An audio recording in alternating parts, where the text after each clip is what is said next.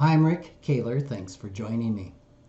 Nearly 40 years of financial planning experience has taught me that retirement is one of the most impactful emotional transitions in life.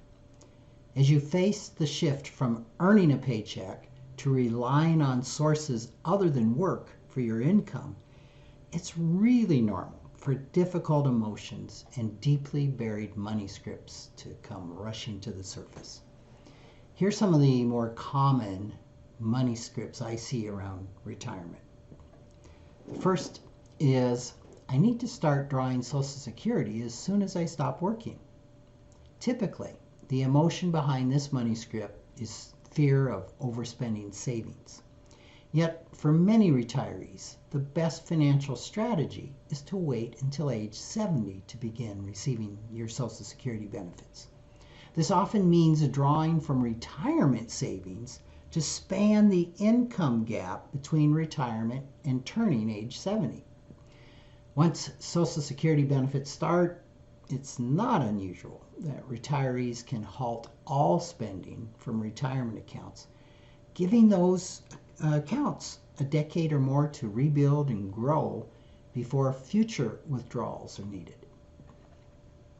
The next very common money script is, my expenses will decrease significantly in retirement.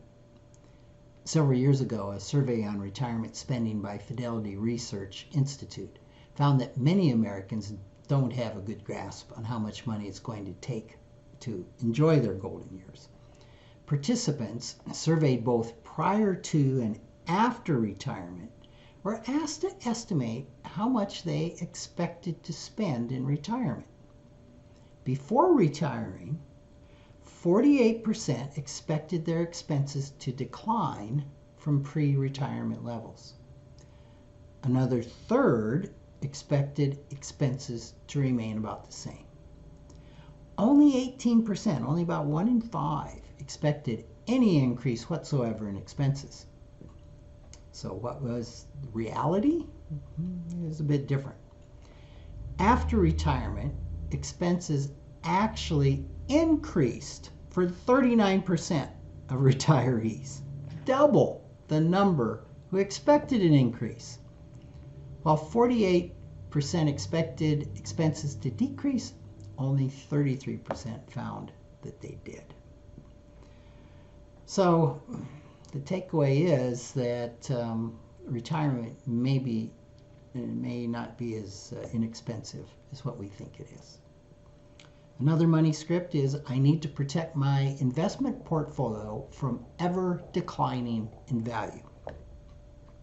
The primary emotion with this money script is primarily anxiety. Other money scripts that feed the anxiety are, at this age, my portfolio won't have time to recover from a market's decline, so I need to be very conservative. Or, retirement is no time to take risks with your nest egg. I often see retirees who think they need to sell off stocks and bonds, which both can decline in value, and that they need to add certificates of deposit. If all of your investment portfolio is in stocks when you retire, this can make a lot of sense of selling that off and maybe going to some bonds or CDs. However, it's important to maintain a significant portion of your investments in a diversified portfolio of asset classes that can produce returns greater than certificates of deposit. This helps the principal to grow and offset inflation and retain its purchasing power.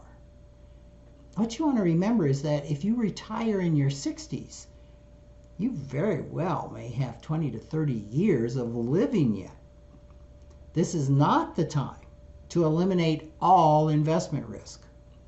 So by setting aside 1 to 3 years of income in a money market account, you can avoid having to sell investments during a down cycle and give them time to rebuild and continue to easily fund your monthly income without having to sell at bottoms. Another money script I see in retirement is I need to cut non-essential expenses like financial planning and investment advice. I can do this myself. The primary emotion here is fear.